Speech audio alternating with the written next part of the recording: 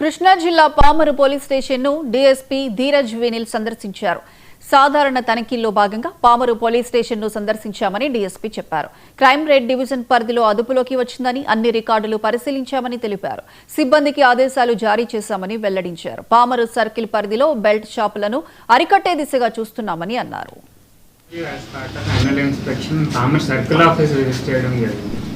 దీంట్లో ప్రస్తుతానికి ఇప్పటివరకు మేము సర్కిల్ ఆఫీస్ రికార్డ్స్,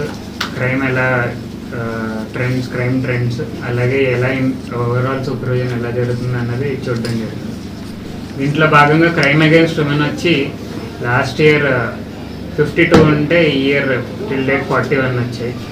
అదేవిధంగా ఎన్డీపీఎస్ కేసులు పెదపారపూడిలో ఈ ఇయర్ లైవ్ గంజాయి మొక్క ఒకటి పట్టుకుని కేసు కట్టడం జరిగింది.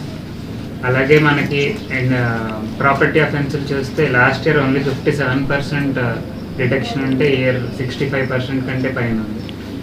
మనకు ఓవరాల్గా కూడా మర్డర్ కేసులు ఈ ఇయర్ ఒకటి కూచిపూడిలో రిపోర్ట్ చేయడం జరిగింది. ఓవరాల్ క్రైమ్ ట్రెండ్ చూసుకుంటే త్రూఅవుట్ సర్కిల్ అంటే 3 స్టేషన్లు పెదపారపూడి, పామరు అండ్ కూచిపూడి వీటిలో మనకు తగ్గుముఖంలోనే కనిపిస్తుంది.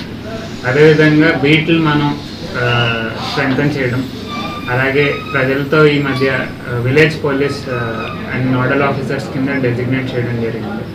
వాళ్ళతో కంటిన్యూస్ టచ్లో ఉండడం, వాళ్ళ నుండి ఇన్ఫర్మేషన్ గ్యాదర్ చేయడం, పోలీసులు ప్రజలు కలిపి బెటర్ సొసైటీ